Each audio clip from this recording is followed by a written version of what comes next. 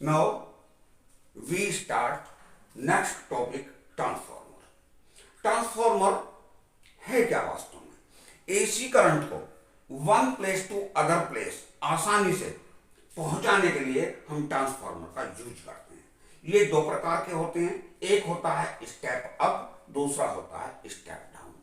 वास्तव में होता क्या है इसमें, ये है क्या, ये वास्तव में ट्रांसफॉर्मर जो है म्यूचुअल इंडक्टेंस पर, ये म्यूचुअल इंडक्शन पर ये वर्क करता है। देखिएगा जैसे ही ये इनपुट इधर आया तो प्रत्येक टर्न से बाउंडेड ईएमएफ यहां हो गया, और इधर ये क्योंकि दोनों एक ही ये कोर पर ये सेकेंडरी कॉइल लिपटी हुई है, इसके नंबर ऑफ टर्न कम है, इसके नंबर ऑफ टर्न ज्यादा है। नंबर ऑफ टर्न ये कम है तो प्रत्येक टर्न से बाउंडेड मैग्नेटिक फ्लक्स, और इसके प्रत्येक टर्न से बाउंडेड मैग्नेटिक फ्लक्स इक्वल होगा। परंतु इधर यहां नंबर ऑफ टर्न्स ज्यादा हैं, इधर यहां नंबर ऑफ टर्न्स कम है, because E is equal to minus N D phi B upon D T, ये होता है। तो ये है बाई फैराडेज लॉ, प्रत्येक टर्न से बाउंडेड। यहां मैग्नेटिक फ्लक्स जितना ही इधर है उतना ही इधर है, इसका मतलब जिसमें नंबर ऑफ टर्न्स ज्यादा हैं वहां पर वोल्टेज ज्यादा होगा, और जिसमें नंबर ऑफ टर्न्स कम हैं उसमें वोल्टेज कम होगा। तो ये जो ये है, ये फिगर है स्टेप अप, अर्थात लोअर वोल्टेज को हायर वोल्टेज में जो ये कन्वर्ट कर देता है, ये ट्रांसफार्मर ऐसा है। परंतु यदि हम इनपुट एसी कॉइल को इसको ले लें प्राइमरी कॉइल, तो करंट ये हमारी इधर से आएगा, तो यहां पर मैग्नेटिक एनर्जी इधर ज्यादा होगी, इधर ये कम हो जाएगी। इट मींस यहां पर वोल्टेज ये ज्यादा होगा, और यहां पर नंबर ऑफ टर्न्स कम है, इसलिए यहां पर वोल्टेज कम हो जाएगा, और वोल्टेज इधर कम हो जाएगा। ये हाई है, यदि ये इनपुट है तब ये हो जाता है हमारा step down. Step down up का मतलब जो वोल्टेज को अप कर दे, ये अधिक कर दे, वो कहलाता है स्टेप अप, और जो वोल्टेज को डाउन कर दे वो कहलाता है स्टेप डाउन। तो स्टेप अप के लिए क्या हो गया, सेकेंडरी कॉइल में नंबर ऑफ टर्न्स ज्यादा होने चाहिए और ये बारीक होने चाहिए, जबकि प्राइमरी कॉइल के नंबर ऑफ टर्न्स ये हमारे कम होने चाहिए, और इस ये जो है थिक होना चाहिए। ये वायर थिक और ये थिन, इधर नंबर ऑफ टर्न्स कम, इधर नंबर ऑफ टर्न्स ज्यादा। तो ये है हमारा स्टेप अप। परंतु ठीक इसके अपोजिट यदि हम इसको primary coil, it means input AC यहां से ले ले, तो यहां पर ये फ्लक्स ज्यादा होगा, यहां पर फ्लक्स कम होगा, इसलिए यहां पर ईएमएफ, इट मींस वोल्टेज कम हो जाएगा। तो ये अधिक वोल्टेज को कम वोल्टेज में कन्वर्ट कर देता है। अब देखिएगा जैसे ये इनपुट आया, तो इनपुट कॉइल के लिए यदि इसमें ये हो गया ईपी प्राइमरी कॉइल, ये हो गया एनपी, एक टर्न से बाउंडेड हो गया जो D phi B upon D T, और एन टर्न से हो गया N P D phi B upon D T. Output में क्या हो गया, E S is equal to minus N S D phi B upon D T.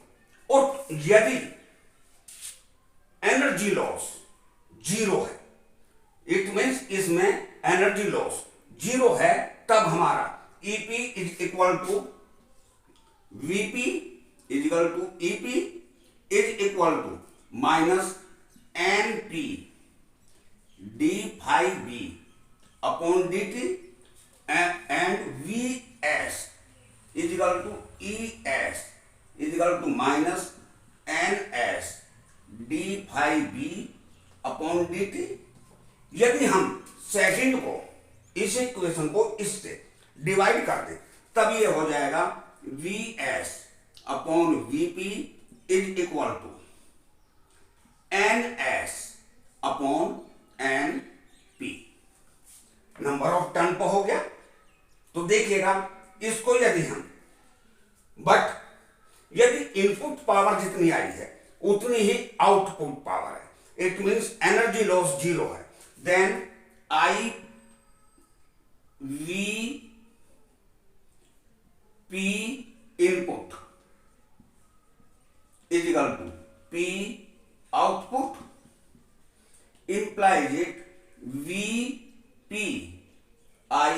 P is equal to V S I S implies it Vs upon Vp is equal to I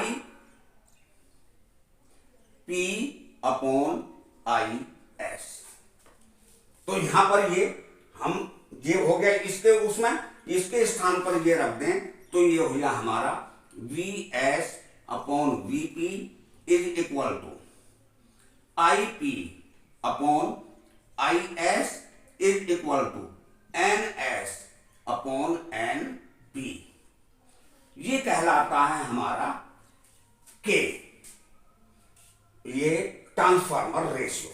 इसका मतलब ये हो गया कि जहां नंबर ऑफ टर्न्स ये ज्यादा हो जाएंगे उसमें करंट हो जाएगा कम, और जहां पर नंबर ऑफ टर्न्स कम होंगे वहां करंट होगा हमारा ज्यादा। इसका मतलब ये हो गया कि ये हमारा करंट को कम या ज्यादा करने के काम में यूज किया जाता है। और इसके लॉस जो हैं वो लर्न करने के हैं। उसमें पहला है ये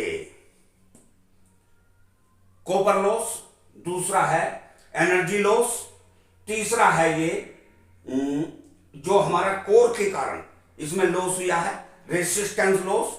इस प्रकार जो है एक टॉपिक और है, परंतु वो टॉपिक हमारे कोर्स से हट गया है सीबीएसई से, इसलिए उसको पढ़ने की अब ये जरूरत नहीं है। इसके लॉस लर्न कर लेना। तो ये हमारे जो है ट्रांसफार्मर का बेसिक हमारा ये है, और यदि हम इतना कर लेते हैं तो इस चैप्टर में हमारा कुछ और बचता नहीं है।